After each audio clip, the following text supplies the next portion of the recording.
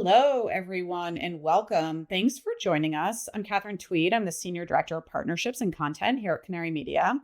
Today, we're joined by Clean Energy Associates, and we're talking about lithium-ion battery supply chain for the US, what that looks like today, how it's going to evolve over the next 5 years. To lead this discussion here, I've got Dan Foley. He's a Director of Energy Storage for CEA, and also Aaron Marks, who's an Energy Storage Consultant for CEA. They're going to talk about their latest research. We're going to get into pricing, tariffs, IRA, other policy issues, technology evolution, maybe even some more, depending on what we get through in this hour. And we're definitely going to have time for questions. So one housekeeping note, if you look on your right rail, you'll see a Q&A box. Feel free to put in questions at any time. We're going to try to take some during the presentation. We'll also hopefully get to some more at the end. If you don't have questions yourself, feel free to scroll through them and upvote any questions that you want to see answered. So with that, I'm going to hand it off to one of the smartest folks I know in this space, Dan Foley. Go ahead, Dan. Amy, I'm sorry that you only know one or two people in this space. You got to expand your network. Thank you so much. And I got to say, it's a thrill to be back working with my old colleagues at Canary Media. I feel I speak for everybody on the webinar when I say that we're so grateful for the amazing content that you put out every single day. And we don't know what we would do without it. So thank you so much for hosting us. So with that, my name is Dan Foley. As Katie mentioned, I'm the Director of Energy Storage with the Market Intelligence team at CEA. Clean Energy Associates provides a variety of services from supply chain management, quality assurance, engineering services, ESG guidance, manufacturing services. And today we're going to be highlighting some of the work that we do on the market intelligence side, where we look at major trends going on in the energy storage, solar, hydrogen space. This will be focusing on the next 5 years in energy storage, the energy storage supply chain here in the US. So it's going to be hopefully a valuable webinar for folks getting some insights. And it reminds me of the old phrase, may you live in interesting times, which is often credited as a Chinese proverb or even a Chinese curse. But it turns out that that's likely apocryphal. And in reality, it actually is probably cited to man Joseph Chamberlain, the father of Neville Chamberlain, in a speech where he said back in the 1800s, I think you will all agree that we are living in most interesting times. I never remember myself a time in which our history was so full, in which day by day brought us new objects of interest, and let me say also new objects for anxiety. So I'm bringing this up for two reasons. The first reason is that this turn of phrase is quite applicable for what's going to happen in the next 5 years of energy storage. There are many new objects of interest that we'll be discussing and new objects of anxiety.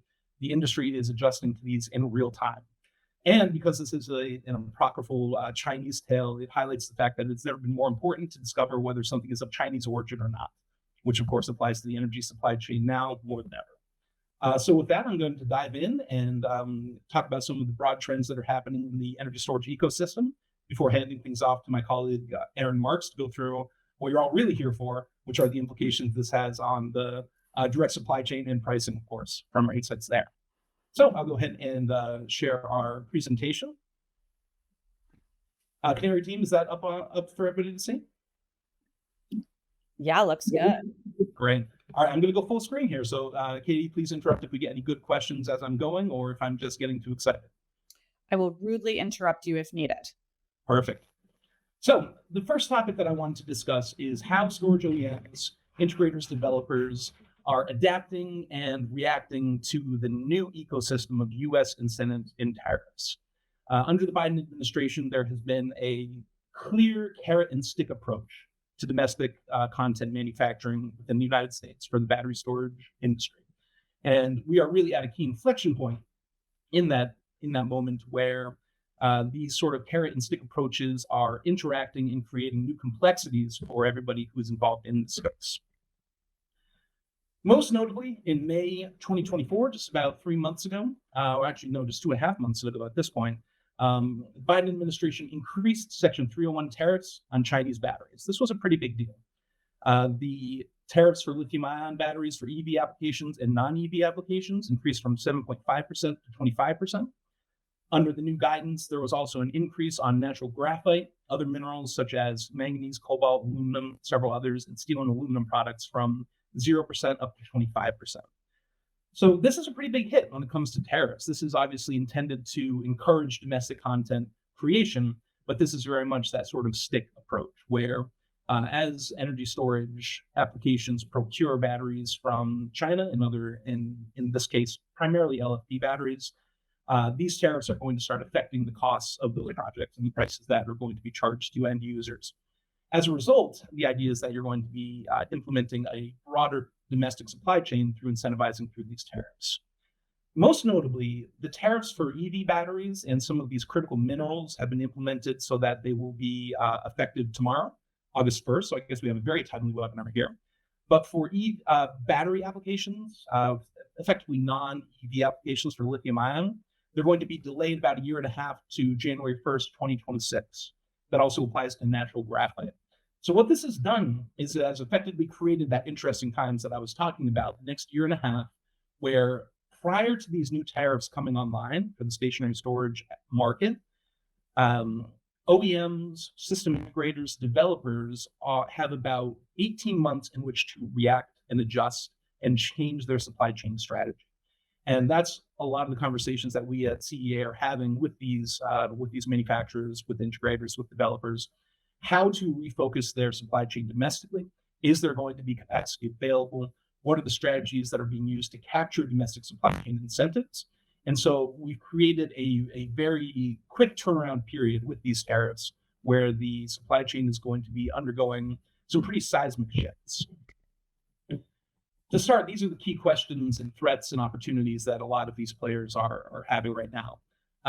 For OEMs, there's a big question about how to continue to capture the surging United States battery storage market.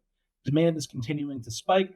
It's been incredibly successful through the Inflation Reduction Act. There's increasing incentives for battery storage, and at the state level, increasing incentives as well. So the market is really speeding up, making it a real source of potential profit and opportunity for OEMs. They're wrestling with this question of how are we going to continue to capture this growing opportunity. One option is forward investment in domestic manufacturing. CATL and Gotion are planning to move some of their manufacturing to the U.S. Lithium announced an assembly facility in Texas as well. Another option is potentially licensing. CATL has licensed some of their manufacturing equipment to U.S. firms like Tesla. This could be an opportunity to still capture some of that value through the technology, infrastructure, and IP that they have without direct investment in manufacturing. On the other side, you have developers. How are they reacting? Really, this is creating a bit of a procurement free-for-all. There's a big rush to try to shift project timelines to get cells imported before that tariff increase happens. This is nothing new for the clean energy market. If you think about the boom and bust periods for the PTC in the 2000s and 2010s for wind energy, solar projects getting in under ITC deadlines, this has been done time and time again, and these developers are no stranger to pushing forward procurement quickly. But at the same time, they are also looking into alternative supplier arrangements. Beyond that 2026 horizon, what is their strategy going to be moving forward? There's going to be increasingly deals for content with non-Chinese suppliers, looking for domestic content as well. So developers are right now really open and looking and curious about what other solutions are out there. And in the middle, you have the system integrators who are really looking at how to potentially vertically integrate their operations, centralize it within the United States to capture domestic content bonuses, while at the same time redoubling those efforts towards credit eligibility and reducing the Chinese content in their balance of system, everything around the battery as well. These strategies are resulting in an interesting diverging approach to how to sort of reduce exposure to tariffs, but also on the other side of the stick, you have the carrot, which is capturing these domestic content bonuses. We also have some new domestic content guidance for these. This is as part of the Inflation Reduction Act guidance for the investment tax credit, effectively saying that if you can meet a certain percentage of domestic content for your battery systems, you qualify for this 10% adder for the ITC. Certainly nothing to see that. The new guidance that was released in 2024 and 2441 provided a safe harboring provision that outlined sort of best practices, percentages that you can use for grid scale BESS and distributed BESS to show what percentage of the total system cost each of these elements provides. And the goal here is to reach the threshold of 40%, which is actually going to escalate, it appears. There was originally appeared to be only escalating under the PTC, but latest intelligence suggests that it will escalate under the ITC as well, up to 55% of your total cost that you are for battery systems.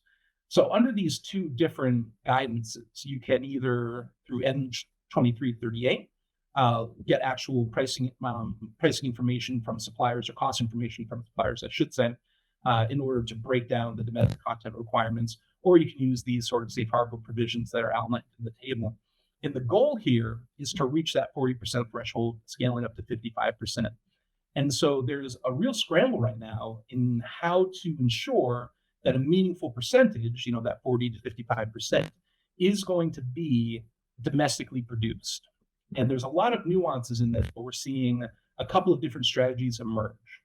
The first one that I want to call attention to is the actual production of US modules in cells within the United States. This seems like the most clear-cut opportunity to capture this domestic content carrot bonus. Given a cell module up through the BOS portion of the cell and module being produced within the United States, you can reach as much as 71% of domestic content eligibility, which puts you in a very good position, even as the requirement steps up to 55%, to capture that 10% ITC bonus.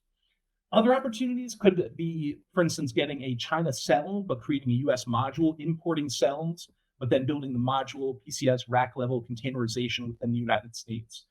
This one is a little bit trickier. You can see here that based on our estimates for a relatively large project with DC container, that you can get maybe 45% using this approach. The cell is still a very large component of the cost, so not having it be domestic is going to be a real tricky element in terms of how you're going to make sure that you capture that domestic content bonus. One last note on the side here is that even under the 45X tax credit, that's the advanced manufacturing tax credit, even with those full price reductions from those, if you have that sort of US cell approach, you're still yielding a domestic content percentage over 60%, which is going to make it quite likely that you're going to be all set for the domestic content moving forward. So those are the two elements that we have. We have the stick approach of having these additional tariffs on Chinese imports from batteries. We have the carrot approach, which is suggesting 10% additional ITC credit if you could have enough of your content made here in the United States. So the combination of those two, you would imagine, would lead to a new renaissance of domestic content battery manufacturing here in the US. And the truth is a bit more complicated. So the open question being, is this going to result in that meaningful domestic content becoming the norm for energy storage? The answer, I will say, is yes, there will be a very dramatic push towards domestic content becoming the norm, but there are still significant headwinds in the way that the industry is still figuring out. CEA is involved in a lot of projects on traceability for these domestic content requirements, strategy around sourcing, quality assurance. And as we've been working through these projects, we're seeing that this additional layer of complexity, even on things such as how manufacturing components versus subcomponents are defined, various domestic content requirements, can be increasingly complex. Dan, can I interrupt quickly? Somebody had asked at the outset about defining a Chinese battery, I think particularly in talking about some of the domestic components, you've done some of that, but somebody asked additionally, have there been more definitions on contents, i.e. thermal management systems, since the May release of the notice? Can you talk about some other elements beyond, for the entire energy storage system, beyond some of what you just discussed? So I'd have to go through, I may follow up with that one offline. This is the table that we have here, sort of the content elements that have been broken down by the guidance provided for qualification. So I believe that the answer is that no, there hasn't been any additional guidance on this. And a lot of developers, manufacturers, integrators are also looking for additional elements of clarification on what qualifies on things such as packaging and other elements. So I would say that there's definitely going to need to be further clarity in the market as we move forward. And this guidance is sort of more of a starting point. Okay. And the most burning question is, will the slides be shared at the end of the presentation? Yes, the slides will be shared at the end of the presentation. Okay, wonderful. By the way, is my audio okay, Katie? Yeah, sounds pretty good on my end. Continue on. Thanks so much. So providing a bit of context for what we want to see for domestic content moving forward. Well, let's see here. So, a bit unexpectedly, you may find the majority of United States lithium-ion battery imports are actually for non-EV applications. So, when people imagine these these electric, the lithium-ion imports coming in, you may expect a bulk of these coming in and being put to use in electric vehicles, since 90 or 85% of all lithium-ion batteries go into electric vehicles. The reality is that EV batteries make up only a small percentage of imports, of total lithium-ion battery imports. This is primarily because there's already a lot of EV battery manufacturing within the United States, and other EVs that are imported are going to come in as completed cars, which means they're not going to be categorized as batteries. So when this guidance came out regarding tariffs, and you saw this additional 18-month period before the impact on EV batteries, that sort of grace period is actually going to impact the majority of imports that are coming into the United States. In addition, the vast majority of those lithium-ion imports are coming from China in the form of LFP batteries. You can see that imports have scaled up dramatically over the past several years. China's market share has increased dramatically as well, now making up 74 to 73% of total imports. So this is sort of the initial context, in that the lithium-ion battery imports that we have into the United States are primarily for non-EV applications. So keeping that in mind, as we break down where these batteries are coming from, there has been a dramatic shift with the advent of LFP batteries towards China for the importing of lithium-ion batteries. This creates a large amount of exposure for the battery energy storage market to Chinese imports, and thus exposure to these tariffs and any other sort of impacts from UFLPA or other elements as well. Even back in 2017, South Korea still had about a quarter of all imports to the United States. That's down to about 10% or even lower in more recent years, while China's share has grown from about 45% up to 73%. So China is dominating the lithium-ion battery imports for non-EV applications. So this is a really critical element, because under the new tariffs, under the new domestic content system, the question is how much of these imports are going to be replaced by domestic content? How much of these imports are potentially going to be wrapped and manufactured, packaged within the United States to capture that domestic content requirement? And it really is quite a shifting landscape at this time. Digging into the planned cell production capacity, there has been a response, both to prevailing market conditions, the surging demand for EVs, which of course has fluctuated over time, especially recently, and to, in the recent, the past 3 months or so, responses to the additional tariffs and other elements. Looking at planned capacity for lithium-ion battery manufacturing in the US, this graphic represents all lithium-ion battery manufacturing, so we'll drill down just to the best level as well. 90% of this is intended for EV applications, but you can see just how dramatic the scale up in planned manufacturing is from 2024 to 2025, with a more than effectively tripling of the total market.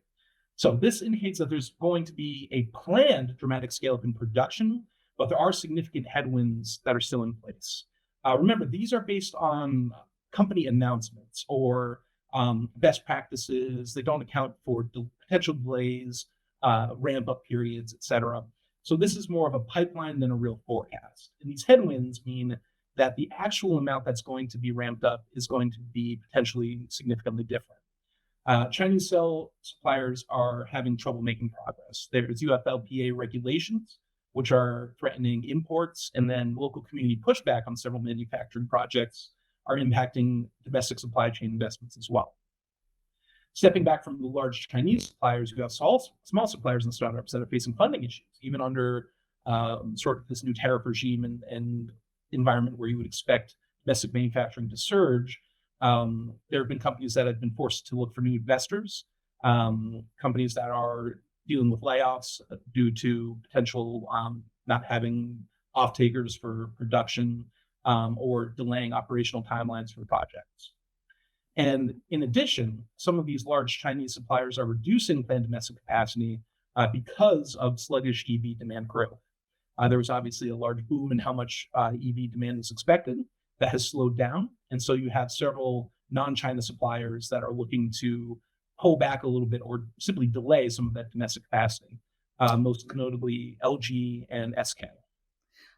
I'm going to jump in with a slide question, and somebody just wants some clarity on the color bars of what the colors represent for this Yeah, slide. absolutely. So each of these are individual manufacturers.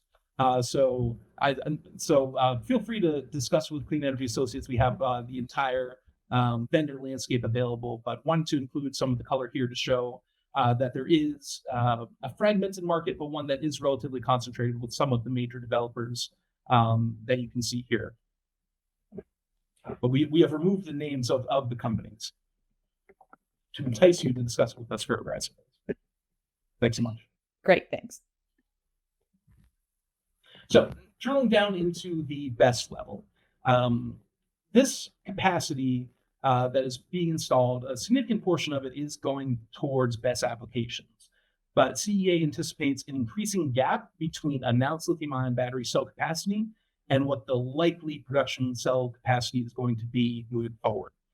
This is due to several of those barriers and headwinds that I discussed earlier. And this means that the US is likely to rely on lithium-ion imports for BESS applications throughout this forecast period out through 2028. By 2028, demand may be in the 70, low 70s in terms of the actual gigawatt hour of demand for BESS systems. But CEA only anticipates 53 gigawatt hours of likely ESS lithium-ion cell capacity out to that time period. There have been announced 79 gigawatt hours of capacity, and there is the potential that several of these could be accelerated, that under the new tariff regime and domestic content requirements, further projects will be announced or fast-tracked. But for now, based on the known knowns that we're seeing in the market, there is a significant gap between these. And this is due to delays in operational timelines. We've highlighted here LG putting a temporary pause on its Arizona LFP pouch battery line. These are all adding up to delay these projects. So while there's been announced 35 gigawatt hours of capacity by 2025, CEA only anticipates the market actually reaching that level by about 2027 or midway through 2027, 2028. So this creates a scenario where the United States is still heavily reliant on lithium-ion battery imports for BESS applications. Because of that, there's going to be complexity in terms of absorbing those tariff hits into the price of systems or cost of systems. There's going to be complexity about how you potentially import Chinese cells, package them in the United States to capture that domestic content bonus, or try to do business potentially without that domestic content bonus. There's an incredibly complicated sort of market opportunity here. There's a big threat in terms of the potential increased costs, but also tremendous opportunity for developers, OEMs, for system integrators to maximize their domestic content, avoid the tariffs, and actually capture the carrot while holding the stick. So that's the sort of market narrative that we're adjusting to in the market now. And with that, I will hand it over to Aaron to get to what we really want to hear about can we actually scale up this production to meet soaring demand from OEMs, and how is this actually going to impact the pricing? So I'll pause there and hand things over to you, Aaron. Great. Thanks a lot, Dan. As Dan mentioned, my name is Aaron Marks. I am an energy storage consultant at CEA. Have pretty long background in energy storage, writing pricing forecasts, revenue forecasts, supply chain analysis. I'm going to share some of that with you today. And we're going to start at a fundamental level looking at lithium. So what's interesting here is that when we're looking at the markets for upstream materials, so you're talking raw materials like lithium, midstream materials, you're talking cathode active materials and anode active materials, and then downstream materials, namely battery cells, each of these markets is behaving in a different way. And upstream, in one way, is the market we most likely can be optimistic about. It is a highly diversified market with lithium coming from many different parts of the world. And many of those parts of the world are, from a trade and political perspective, quite friendly to the United States. As you might know, the largest area where lithium is being mined right now is Australia. So the lithium market has been a somewhat reactive one. Starting in 2021, 2022, the amount of demand for lithium to go into batteries significantly outstripped available supply, sending prices shooting high up, creating a price environment that in 2022 was creating a lot of challenges, completely different challenges than we have now, but yet a continuation of the interesting times that Dan had mentioned. Starting at the beginning of 2023, as some of those growth forecasts slipped. And to be clear, this is demand growth not happening at the rate it was expected, not a reversal necessarily of any of the demand trends we've seen. But as those forecasts began to slip, lithium prices began to drop. And the thing was that a lot of the investment that was ongoing in 2021 and 2022 was in projects that have very long lead times. And as you'll see in a couple slides, technology that we might have started talking about 1, even 2 years ago is just now beginning to enter the upstream world. So where are we with lithium? Well, we were entering around $60 to $70 a kilogram at the beginning of 2023. And as of today, I checked before this webinar, we're less than $12 a kilogram. And that's a big deal. It's a big deal partially on the positive side because, well, it's cheaper. And it does mean batteries are cheaper because lithium is the single number one cost contributor to the supply stack of a battery cell. On the other hand, it makes it much harder to open a mine. I mean, if you're looking at these prices, what sort of costs you actually have to hit to have your operation be profitable? And when we're talking about mines or we're talking about brine ponds, the other main way of extracting lithium, we are talking about capital intensive operations. So necessarily kind of the analyst perspective looking at these low prices was and is, what's going to happen with this upstream investment and are we in trouble? So the good news is, in the short term, no, we're not in trouble yet. And part of this is that lithium extraction and upstream lithium is still an evolving and maturing industry. I started my energy industry time when you had to cover natural gas in order to cover electricity. And the oil and gas extraction industry is significantly more mature than the lithium extraction industry. So we are seeing significant technological advances, significant exploration advances, just in terms of finding more bigger and cheaper lithium plays. And we're beginning to see some of these plays in areas that weren't really covered or supported previously. A big one here is Africa. There have been African plays for lithium entering the supply stack over the last year or so. And the initial analyst anticipation was that these prices would be relatively high because there wasn't enough logistical support to actually get that lithium out to markets. And so far, I'm not going to say that's not true, but the impact on cost has not been as high as was originally anticipated. So what does this mean? Costs are down and volumes are up. So in the short term, we can at least support a continued low price environment. Now, that doesn't mean we're going to stay down at below $12 a kilogram, especially as we move through the decade. But what it does mean is that at the price points we're at now, we're not necessarily going to see a pullback in lithium volumes. This could happen in the future, and it could certainly happen if prices continue to decline.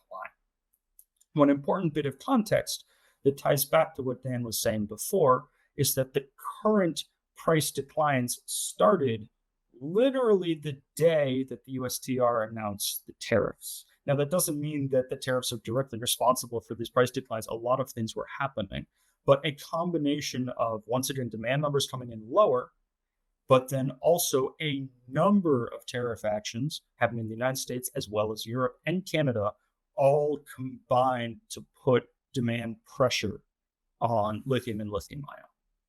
So in light of that environment, and in light of the fact that in the energy storage industry, we are going to end up being price takers, as the price makers tend to be the EV manufacturers, we are sitting in this low price environment, and at least for now, it is not creating a significant threat to the upstream market.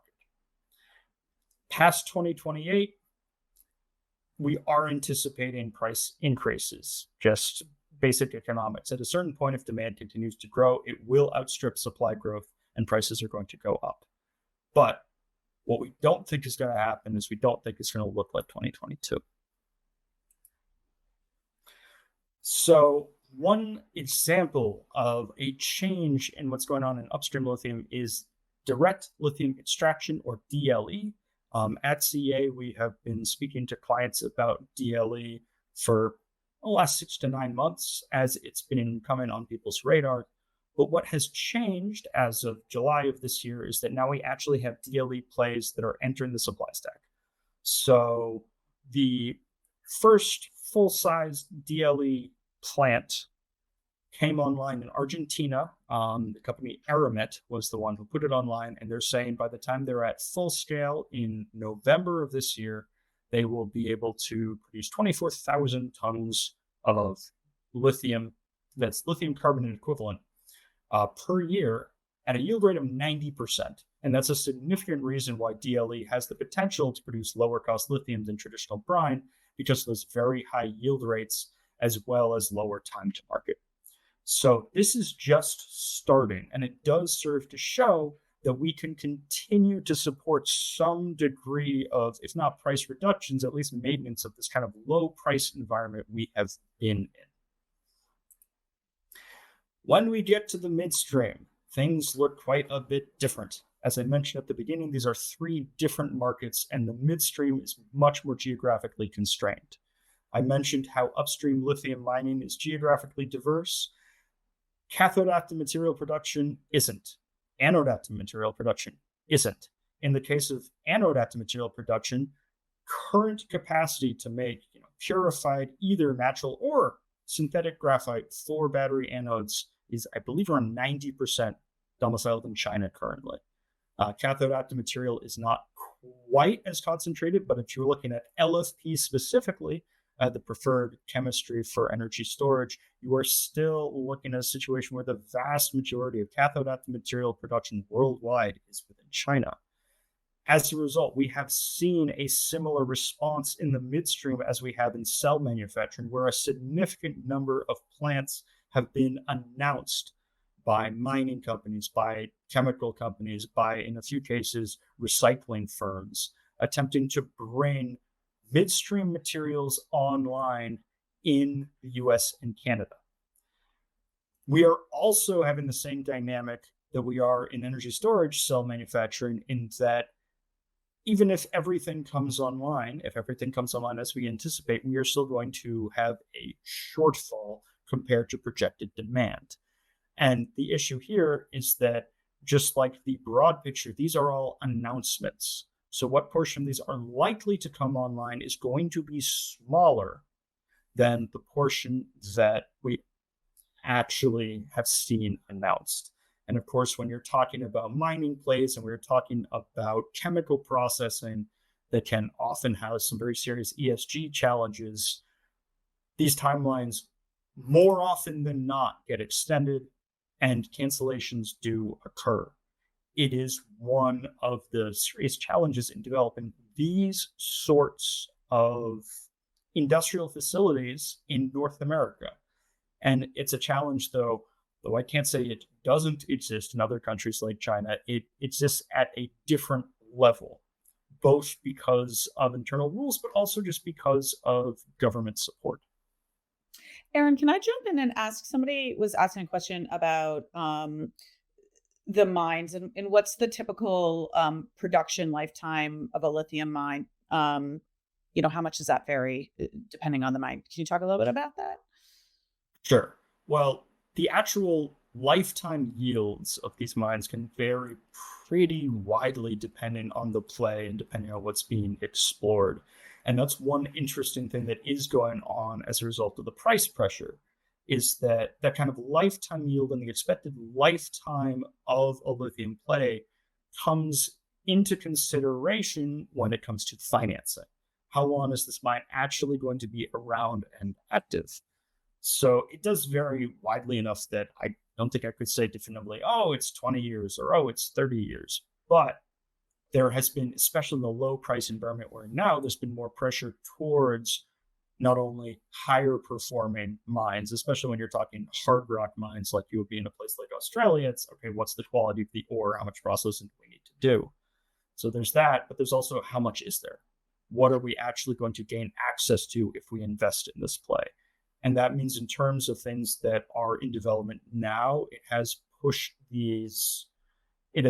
pushed the dynamics of the actual plays towards better resources and larger resources, just because the lower prices mean there's not enough money to go around to explore every marginal pile of dirt with lithium in it somewhere. Yeah, and can you also talk? Somebody has another question that there's some upvotes for. And by the way, feel free to upvote questions if you don't have any of your own. It's a good way to know what to get to, particularly when we get to the Q&A section. So some folks are wondering about the regulatory bodies that are in place to ensure that, particularly for new lithium mines, that they're not exploitative. What's being done in this area, and how is that supply chain tracking going today, and how will that be going ideally, in the next 5 years? So, the plays that we're looking at in this slide, but this is more on the industrial side than on the lithium side, but also in the lithium side, when we're looking at new plays that are happening in South America or in Australia. In South America, especially, there is a fair amount of government involvement. In Chile, we do have some of these brine plays that end up having to pay a certain level of government royalty that gets baked into the price. But overall, the oversight you're going to see really is dependent on the country in which the mine is actually active. So this does create a complicated environment in terms of ESG, and it does create demand for traceability. Now, when we think about traceability, we're typically thinking of the more direct, overt actions that could, threaten or disrupt your supply chain, like UFLPA. Now, on the solar side, UFLPA has meant detentions of solar modules, which has seen, months of delays added to the firms that purchase these modules. We haven't really seen that much on the battery energy storage side, though we anticipate that enforcement could occur in the future. Traceability is also important if you're just looking at broader ESG issues, if you want to know where your lithium comes from, if you are trying to determine, origin, if it's coming from a mine in Australia versus one in South America versus, hard rock mining in China. What does that actually mean? What am I supporting? What business operations am I supporting? In terms of regulatory environment, it is a patchwork, and that is going to be a bit of an issue. I would say generally, if we're looking in the US and Canada, you are going to have somewhat stronger environmental and labor regulations, but it is going to vary widely. Great, thanks. You can jump back in. Right. So in looking upstream and midstream and looking into the cell supply, as Dan did earlier, now the question ends up being, taking all this together, what does this actually mean for the cost of storage?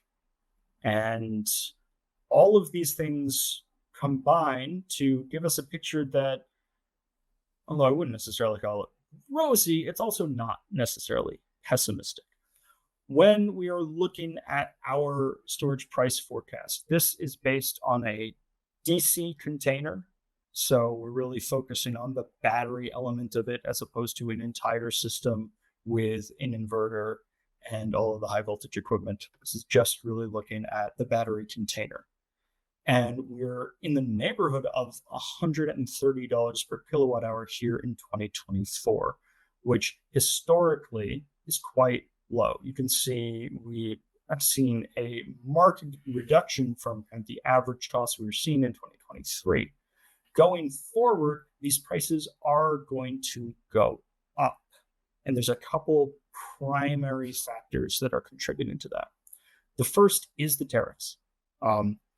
When you are looking at that 2026 and beyond timeframe, you're moving from having a $6 or $7 per kilowatt hour tariff impact on a DC container to a $16 or $17 an hour per kilowatt hour impact. And that is causing most of this material uplift. The other main section is something I mentioned earlier. When you're getting out to 2028, we do expect lithium prices are going to have to go up. If demand does keep growing, albeit at the somewhat slower rate compared to what was forecast in 2022, supply and demand are eventually going to balance, and then prices are going to go up to compensate. As I mentioned, these price increases are relatively modest in comparison to what we saw in 2022. We're anticipating, and other forecasters are also in this neighborhood of between $19 and $21 per kilogram, which is noticeable from less than 12 where we are now, but it's not the same sort of price environment that we were last year or the year before. It's also worth noting here that the DC container that we're kind of modeling here in our price forecast is one that uses an imported Chinese battery cell, but has the entire balance of system, all the components in the container integrated by a US system integrator. That doesn't mean it's domestic content. There's a lot of other places where companies import, say, containers besides China. But it does mean that that $142 number assumes that the Chinese content in the supply stack is the cell. If you were to say, go to CATL, large battery provider, and say, I want your entire DC container. They sell a number of just fully integrated DC container products, put it right on a ship, send it to you. If you're paying tariffs for that, it's not going to be $142 per kilowatt hour. It's going to be $156. And that price difference is going to create a bit of a dynamic when you're looking at buying just a DC block, which is a straightforward, easy way to procure a battery, versus buying a fully integrated system from one of the US-based companies that provide those sort of integrated systems. Fluence, Powen, I could go on naming companies. Those are two particularly large ones, but the point is rather that those are US-based companies that have adopted their own strategies to do what Dan was discussing earlier.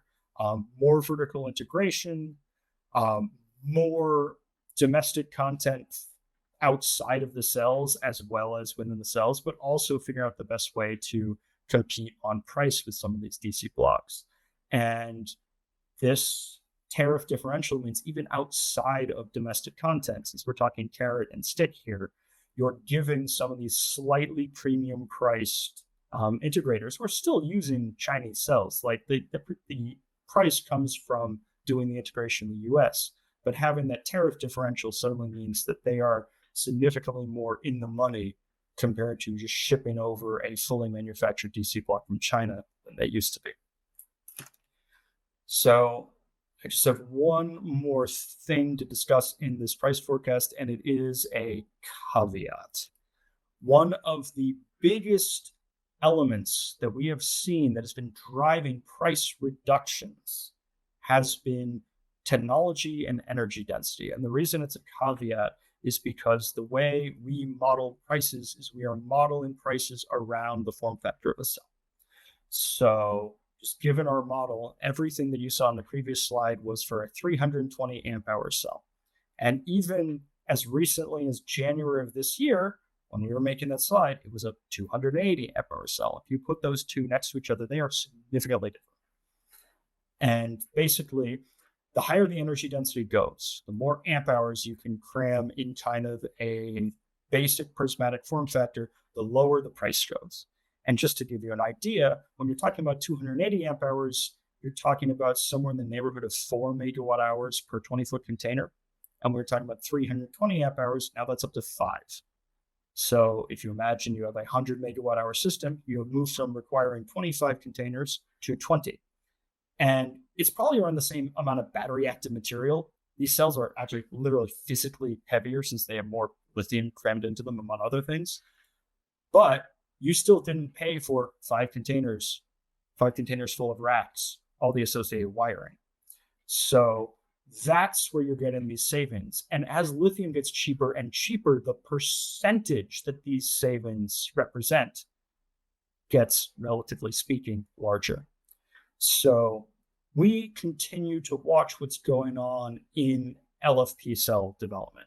Of course, you're seeing the same dynamic in other chemistries, but because of their lower popularity, basically, it doesn't have as much of a driving force on the storage industry in particular. So I noted we went from 280 kind of being our default as recently as January this year to 320. And when we're looking across the landscape of battery suppliers, we're seeing significant increases. Now, some of these numbers look significantly higher, and that's because it's just a different shaped box. One thing that we've seen is double sized. So in that case, a 320 and a 640. The 640 is not twice the density, it's twice the size. But in other cases, we're still seeing kind of standard prismatic form factors now up to 345, 350. And for the time being, we don't really see a stop to this runway. There is, of course, a theoretical maximum. And once you get past 400, you're going to start running into other technical issues, which we may very well resolve. But in the meantime, we're talking about the next 5 years, moving from that 280 to 320 out to 350, that's going to drive price declines. And that's worth noting because those may be price declines that aren't fully captured in our modeling. So that kind of wraps up what I have to say on supply chain and pricing. But of course, we do have about 15 minutes for Q&A. Well, that's great because the questions are rolling in from some high level to some really nitty gritty. So I'm going to start getting into one that's been asked in a few different ways is, do you, either of you, expect to see, well, there's a few different versions. Do we expect to see sodium-ion batteries replace lithium-ion? Somebody asked solid state versus sodium. Somebody threw zinc in there. Obviously, there's other, chemistries and other technologies in development. So, pull out your crystal ball and what do you guys see and in what time frame, particularly about whether something's going to replace lithium-ion, which obviously owns the market today. Sure. We'll have to do another webinar. That's a fascinating topic. And I'll do a quick answer on this, and Aaron, look to get your perspective as well, is that thinking about different technologies and how they potentially squeeze lithium ion, there's an opportunity to squeeze lithium ion from two different directions in terms of what duration application you need. If you need a long duration application, there's an opportunity to have 8, 12, 100-hour systems that are potentially going to outcompete lithium ion on cost because lithium ion scales up very inefficiently with duration. If you want to double the duration of a lithium-ion battery, you basically need twice as many lithium-ion batteries, so practically double the cost. Other technologies have much better doubling cost rates for duration. So that's where you may see elements like zinc, some mechanical storage, compressed CO2, even Form Energy's iron air batteries, some of these potentially competing with lithium-ion. Then on the other side, you can potentially see lithium-ion being competed with from the shorter duration applications, 30 minutes, 1 hour, 2 hours. And that's potentially where sodium ion comes in. The biggest barrier for sodium ion is that it's generally a less energy dense application, and thus you can't fit as much energy into a unit as you otherwise would. So it is a bit more cost effective for shorter duration applications. But the big problem with any competing technology for lithium ion is, just like Aaron mentioned, even as the energy storage industry are price takers for lithium-ion battery market, they've benefited tremendously from the economies of scale that the EV market has created. With 90% of batteries being built for the EV market, the coattails of that learning curve have allowed lithium-ion prices to drop across the board for all applications. There are no sort of corresponding alternative applications for, say, a flow battery or compressed CO2. You're not going to have an iron air battery running your Nissan Altima or something like that. So there's a bit of a problem in terms of how those scale up. A good example of that is in the latest modeling for grid resource needs in California, when they modeled out 8-hour energy storage, which they see becoming 50% of the storage they need over the next 20 years, they modeled 8-hour lithium-ion battery systems, effectively meaning that they don't see other technologies competing effectively I'm sure it is technology agnostic and may see some other opportunities there as well. There are scenarios where sodium ion or other technologies come in and make a big dent in lithium ion market. There's of course the opportunity for breakthrough technology, which comes in just at such a low cost with very inexpensive commodities that it sort of sweeps the legs out of the lithium ion market. There's also potential for lithium ion spikes if some of the trends that we've seen suddenly reverse and we start seeing lithium prices skyrocket. There's an opportunity for sodium ion or long duration technologies to compete. We'll be digging into this in much more detail in our next supply technology and policy report, which will be coming out mid next month. So feel free to reach out and we can discuss that further. Aaron, anything I missed there that you want to cover?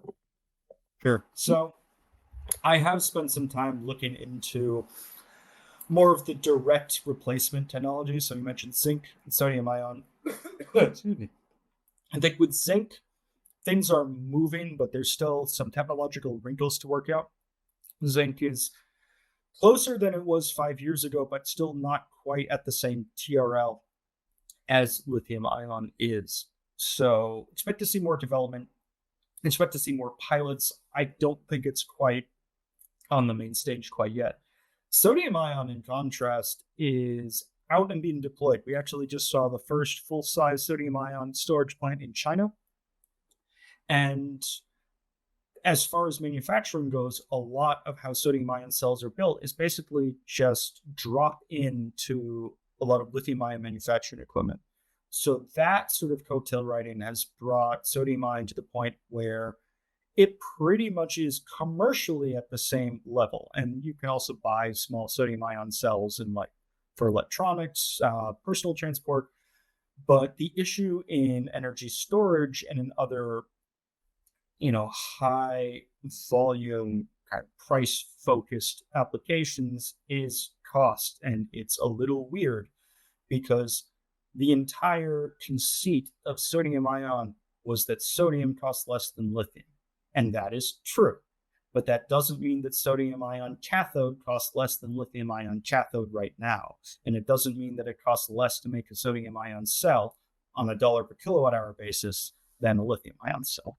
So part of that is manufacturing scale. Current forecasts put us somewhere in the neighborhood of 100 gigawatt hours of sodium ion manufacturing by 2030. Right now, in 2024, we're close to 3,500 gigawatt hours of lithium ion. Like, the scale difference is massive. And without manufacturing at scale, sodium ion cells are going to stay more expensive. And they have that handicap of having lower energy density, which means if you're using the same cell form factor, it just is more expensive on a dollar per kilowatt hour basis because there are fewer kilowatt hours. The other issue is that because of that energy density, the most effective sodium ion chemistries right now that I've seen have been mixed oxide chemistries. The one that's traced on Shanghai Metals market is called NFM111. NFM stands for nickel, iron, manganese. Well, if you're doping the sodium with nickel, iron, and manganese, suddenly sodium isn't really driving the cost anymore, is it? So that's one of the main reasons that you have some of these cathodes costing comparable amounts to lithium, even though sodium is orders of magnitude more plentiful. Now, the flip side to that is that there are companies like Natron in the United States who have demonstrated you can build out a complete sodium ion supply chain, cathode and anode, completely domestically, because the materials are so much more just in terms of both anode and cathode, everything is so much more plentiful. Sodium is more plentiful than lithium, and hard carbon anodes are simply easier to manufacture than graphite anodes and can take other feedstocks, even including biological feedstocks like sugar. So depending on where the geopolitical situation with batteries goes, sodium ion could look very appealing for energy storage if imports are cut off in a way that happens before or without sufficient manufacturing capacity here in the United States. Great. Thank you. So many questions we're going to see we can get to. So a handful of folks want to know about second life batteries. Listen, this is a young market. We've certainly seen, used EV batteries, banked together for some, grid applications. But somebody wants to know specifically whether second life batteries would be considered domestic content if they're tested in the US. What say you, Dan? Uh, at this the guidance that has been provided by the IRS is still unclear on second life batteries, refurbished batteries. I believe that if you have a supply stream of raw materials that is recycled, that will apply, but even that is not completely clear. And seeing that question, I did double check with our policy guru, Christian Roseland here at CA, and he backed me up there that there is no particular allowance made right now for recycled or refurbished batteries in the guidance. Just one additional element that we need more clarity on as an industry. Yeah, and somebody a little bit further down had asked about applications. It's something that we didn't get into detail about, obviously for grid scale batteries. Firming renewables, obviously, playing in energy markets. Storage as a transmission asset are just some of the key applications. Do you guys want to talk at all a little bit about just like the evolution of applications that you're seeing within the next 5 years briefly, and what that means for the market? Yeah, absolutely. So we are seeing an evolving landscape of applications, and that's been happening over the past 10 years, really. Starting in 2014, 2015, when lithium-ion batteries first really got a foothold in the grid, where they were primarily 20 or 30-minute applications for frequency regulation. Really rapid response systems, short duration, but very high profit applications at the time, especially. And then as costs continued to decline, longer duration applications became increasingly prevalent on the grid. So in the late 2010s, we really saw the advent of the sort of energy storage as a capacity asset, which is a long duration system, which is designed, a long duration in this case being 2 to 4 hours compared to the 20 or 30-minute system, designed to discharge over a certain period of time in order to provide reliable capacity to the grid. And this is that serves a variety of functions. That can firm renewable energy, that could simply be providing capacity over time. The integration with renewables is really a large benefit of it, but providing that sort of reliability and firm capacity is really the application that's driving a lot of these deployments. There are also opportunities for continued market-based applications. ERCOT is one of the leading areas for energy storage development, primarily because there still is a big opportunity for short duration systems to provide ancillary services there in the form of regulation, spinning reserve, and then just capturing price spikes in the market, which is especially volatile with the amount of renewables that are there and the lack of a structured capacity market. Over time, energy storage applications will continue to become longer in duration. This is happening both in organized markets where utilities and the resource planning are increasingly turning towards longer duration storage to provide effective capacity, and organized markets are effectively effectively because they're increasingly turning to effective load carrying capacity, ELCC, a measure of how much load an additional resource can truly support. And 4-hour energy storage right now provides a lot of good ELCC, but over time, as more renewables come onto the grid, that sort of share will decrease, meaning a storage system will get less revenue out of, say, a capacity market in an organized market like PJM or ISO New England. So that's the big trend that we're seeing. And then there's a further trend down the line of more of a transition to longer duration storage, which is going to be built by necessity out of increasing characteristics for power markets due to variable renewables, and then the policy and direct incentives that are driving those renewable deployments. The long duration storage question is still very much up in the air. Are markets, once they reach 70, 80, 90% decarbonization, going to invest that much in long duration storage, or potentially just wash their hands and say we'll get offsets elsewhere in our economy? That's still an open question, I would say. But if we do have policies with real teeth for 100% power decarbonization, long duration storage becomes a real critical application as well. All right, great. So we are in like just the last 30 seconds or so here. I just want to reiterate that CA will be sending slides around to anybody who registered. You will get a notification for on-demand viewing if you missed part of it, or want to share with colleagues, and that will come from us at Canary. And if you don't already subscribe to Canary's newsletter, it's free, comes into your inbox every day. Please do. With that, I think we do have just about 20 seconds here. Dan and Aaron, if you want to add anything else. No, I'd really just like to say thank you so much to the Canary team for hosting us and putting out all of the amazing content that we rely on.